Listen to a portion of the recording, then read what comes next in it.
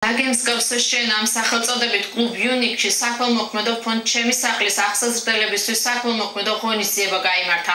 პატარებმა ქართულ მომღერლებთან, ჟურნალისტებთან და მსახიობებთან ერთად პოდიუმზე გაიარეს.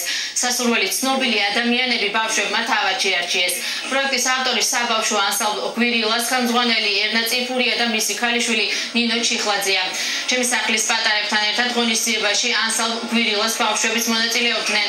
საღამო ჩემი სახლის აღსაზრდელების საზოგადოებაში ინტეგრაციას ისაღავდა მისნად.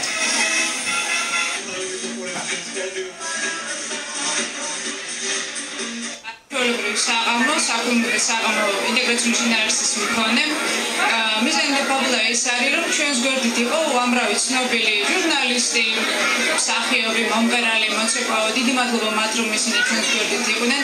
ჩვენ მივეცით ბავშვებს მოტივაცია და სტიმული, რომ ესეთივე წარმატებულები და კარგები იყვნენ ისინი შემდგომში. ეს არის ინტეგრაციული შინაარსის პროექტი, წარმატებული ქალბატონები პოდიუმზე და მათთან ერთად ბავშვები, რომლებსაც მე ვფიქრობ, ეს პროექტი ძალიან დიდ ფსიქოლოგიურ რეაბილიტაციას მისცემს და აგრეთვე მისცემს მოტივაციას, რომ იყვნენ წარმატებული.